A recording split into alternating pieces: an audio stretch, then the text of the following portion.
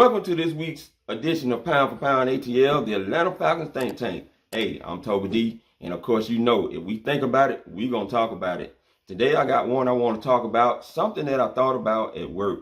I all of a sudden got curious and wanted to know how many offensive-minded former offensive coordinators turned head coaches that have represented in the Super Bowl over the last 19 to 20 Super Bowls. And I started with Jon Gruden. Back when he went to the Super Bowl with the Tampa Bay Bucks in 2003 for the 2002 season, and I went and worked my way down. And I realized that 14 times out of those 19 Super Bowls did a former offensive coordinator turn head coach represented in those Super Bowls. If you want to break it down even more, the last 6 Super Bowls, 4 out of 6, starting with Gary Kubiak on this list that I have here, 4 of them were offensive-minded coordinators, which also now became a head coach. They actually won them Super Bowls. You had guys like Gary Kubiak, like I just mentioned, Doug Peterson with the Philadelphia Eagles, and all of a sudden it's now gone from over there, but that's another topic for another discussion. Andy Reid, and now you add on Bruce Arians. Now, of course, Andy Reid in them 14 times has been to the Super Bowl 2 more times than the other former offensive coordinators there, and that's the reason why it was 14 times, because of the 2 more times that Andy Reid made an appearance there. Of course, 1 time with the Philadelphia Eagles when they went against the New England Patriots, and the other 2 times, the most recent times, the Kansas City Chiefs, when they faced off against Kyle Shanahan and the 49ers in Super Bowl 54, and now recently faced off and got dominated with the Tampa Bay Bucks in Super Bowl 55 with Bruce Arians. There is definitely a pattern. And in the book of Good Company, Arthur Blank quoted an old saying, once is chance, 2 is a coincidence, 3 times there's a pattern. And you, in my mind, it should be a no-brainer for you to choose and dip your toes in one more time and try to see if you can get things to work out with a guy on the offensive side of the ball after getting burnt by Bobby Petrino. Should have been a no-brainer for you to choose a guy like Arthur Smith. And it was leading up to this moment, because you know they interviewed Eric Bieniemy.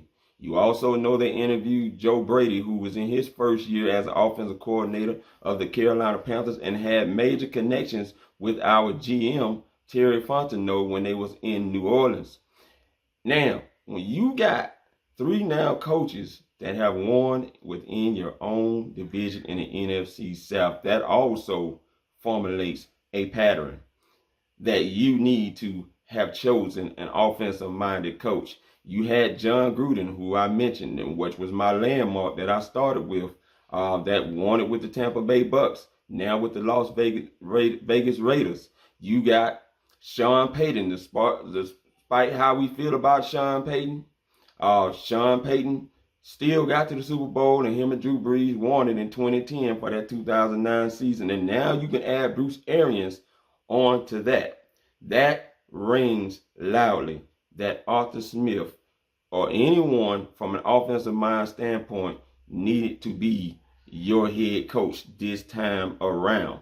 Now, there is another pattern that has been set in the NFL, which is why I believe heavily that Arthur Smith was chosen over Eric Bieniemy and Joe Brady.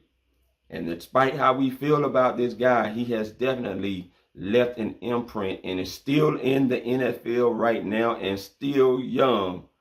His name is Kyle Shanahan. No matter what we think about what went down with that Super Bowl and Super Bowl 51 against the New England Patriots, he has definitely left his fingerprints all over the influence of teams looking for that young, innovative, offensive-minded coordinator like a Kyle Shanahan, because of the shifts in motions that he is able to conjure up, because of the formations that he is able to conjure up, the personnel changes that he's able to conjure up, making this one play look like the next play action pass, the run game. All of those things have left an impact. Time and time again, you and I have seen Kyle Shanahan call an explosive pass play off 3rd down and 1. And Arthur Smith is someone that definitely embodies that same type of similar play calling, which is why it leads me to believe and hope that Matt Ryan and him are going to be able to see eye to eye much quicker than Matt Ryan is used to with first-time offensive coordinators. He hasn't been that good in his first year, but I think Arthur Smith is going to change that with Matt Ryan and him seeing eye to eye. It's more than just the play calling of Kyle Shanahan. And we know with guys like Steve Sarkisian and Dirk Cutter that Dan Quinn has basically tried to force feed the playbook down their throat and to get them to call the game like a Kyle Shanahan did. They weren't able to do that. And one of the reasons is because of the philosophical differences in how to attack coverages with the Kyle Shanahan playbook. They couldn't quite do it and produce it the way Kyle Shanahan could, but Arthur Smith has shown, especially in the 2020 season, that he could do it. Time and time again, I've seen Arthur Smith scheming his players wide open. Okay, in a minute, we're going to get to a tight end theme because we know that Arthur Smith loves his tight ends, and not just him, Kyle Shanahan too. But I've seen how he has been able to do it as I've been watching his game, his passing game, the play action. We already know that. He comes with heavy play action, and he was one of the top 3 successful at calling play action heavily off the run game. You produce with Derrick Henry over 2,000 yards.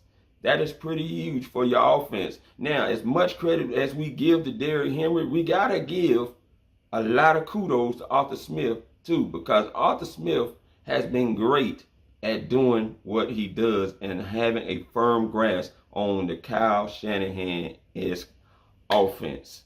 All right, this first play I want to show, which if you have not checked out the book of Good Company, man, you need to check this book out, because reading that book and listening to that book shows me that I believe Arthur Blank was all over this Arthur Smith hire.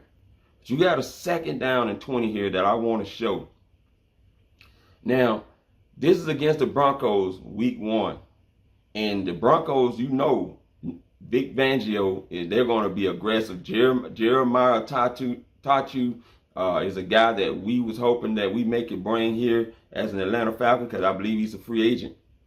Was breathing down Ryan Tannehill's neck. But they have Janu Smith over here on the right side, and he sells the block, but ends up going out on a short tight end screen. And do you guys know they got all 20 of them yards plus 2 more? And I've seen Arthur Smith do this time and time again. Now, Coach Logic says we're going to get as many yards as we can to try to get some of those yards back. So we have hopes of getting a better, favorable down and distance again, so that we can hope to convert it to a first down. But this is not always the Arthur Smith thinking, and I love this aggressive play calling by him. That Arthur Smith has shown that he's definitely that type of coach. Now I want to go to a 4th and 1 play. And here it is, the opening game of the season against, again, the Denver Broncos. It's in the 4th quarter, and it is 7-7.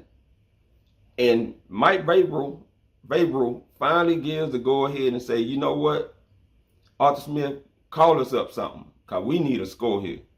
And how many times have you seen the Carolina Panthers run this play on us and someone slips out the back door wide open and ends up getting a touchdown? Well, Arthur Smith called a play similar to this, and Janu Smith on the right side of the formation actually goes out, and he is wide open for the touchdown. Now, of course, the end result of that, they missed the field goal. And it ended up being a score of 14-13, but they got set up in a position where they ultimately set the tone and won that game. And the reason why I say that is because, again, in the good book of Good Company, Arthur Blank said this thing, and it just resonated. He said normally he comes down on the field in the last few minutes of the game and watches the game, win or lose. He's down there with the team because he wants to let the team know that he is in this with them and he supports them. It was the opening game of the season, and Mike Smith decides to go for it or go for a field goal instead of going for the touchdown. And Arthur Blank said he felt some kind of way about that. Now, they ultimately went into overtime and ended up losing that game. And he said the next day he pulled Mike Smith aside and he said, Mike Smith or Smitty, look, I normally don't do this, but the message that you send that I learned in business to your associates is more important than whether they fail or succeed. Okay, and that just resonated to me because he was saying that instead of Smitty being aggressive, Smitty played it safe, and Arthur Blank does not like that because he felt like the team needed confidence. And whether they won or lose, it would set the tone for the rest of the season. And I agree with that. And we've seen time and time again, Smitty starting to doubt himself, and he plays it safe instead of being aggressive and doing what he got to do. But Arthur Smith has definitely shown that he is not that coach that will always follow the logic coaching rules. He's going to think outside of that. And the reason why I say that again is because this right here, another 2nd down and 20 play. And they go for it. They call a gutsy pass, explosive pass play, and end up getting the yards that they need to convert again. And once again, the tight end is bailing Ryan Tannehill out and converting that and getting a huge chunk to convert to a 1st down. And I got 4 clips where I've seen this happening. Now, there were many clips where they didn't have the success doing it, but it showed me that Arthur Smith is willing to do it when the opportunity presents itself.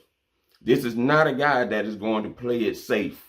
He's going to win by any means necessary in my mind, which is why he went and got Dean Pease, because Dean Pease also embodies on the defensive side of the ball that same aggressive, taking risk nature that Arthur Smith also embodies. And this is why I'm excited about Arthur Smith, because time and time again, I've seen him be able to do things with this offense. I'm loving right now what Arthur Smith is going to bring. And the culture is starting to be set already. We've already seen what Arthur Smith is already doing. He said there will be no sense of entitlement. And a lot of fans are loving right now how they went and spoke with Dante Fowler, who did not have a great season last year. And he accepted what they wanted to do in the restructure. He getting paid for the sacks. And most players typically would not agree to something like that. But it goes to show you that the culture is already being set in Arthur Smith's camp. And teams, guys really want to be a part of this team to where they're willing to take a pay cut, where they're willing to restructure, or whatever the case may be, because Terry Fontenot and Arthur Smith have already set up that they have something special brewing over there. And I can't wait to see what this draft class is going to look like. But I just wanted to throw a few players or so out there for you to take a look at, because these are the things that I believe that Arthur Smith is going to bring to the table. And I got one more before I leave here, because I have to show this one. It is 31 seconds in the first half against the Indianapolis Colts. And this is why I'm starting to really gravitate to Arthur Smith. It's already 28-14. They got a 14-point lead before going into the second half, and they're on the opponent's side of the 40, and it's a 4th and 4. And Arthur Smith says, you know what? We're not kicking a field goal here. We want to get a touchdown. Now, ultimately, they end up throwing a huge explosive play on 4th and 4 to Janu Smith once again to get them down there at least to the 5-yard line. And they ultimately end up scoring before the half a touchdown, before the half, ladies and gentlemen, that really impressed me about Arthur Smith and what he can bring to the table. Now, I'm sure there's going to be concerns. Is he going to still be able to be that aggressive now that he is the head coach? I believe he will. He has built a great staff, I believe, around him that's going to allow him the freedom to be able to do what he needs to do, especially with someone like Dave Ragone helping in the game plan situations, formulating the plays and things that he likes to do and presenting it to him according to the in-game situations, and them having success. And you got guys like Julio, who I believe is still going to be there at least for one more year.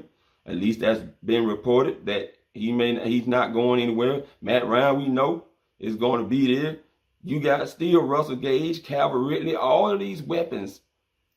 Hayden Hurst and wink wink. If we can get Kyle Pitts at number 4, I'd be right with it. But if not, so be it. But having a Kyle Pitts and you add them into this offense, especially with the way that Arthur Smith loves tight ends, hey, I think you cannot go wrong at him being the best player available. Now, that's all for me, man. I just thought I wanted to share that. I know everyone has had the opportunity to talk about Arthur Smith and his offense and things. JR had done a wonderful job doing that. But coming back, I had to be able to talk about what I see in Arthur Smith and what I believe could be a more successful season, or at least in the future gives us hope that we could make Super Bowls and win them with the patterns that are being set right now. Hey, again, I'm Toby D. This is Atlanta Falcons Think Tank.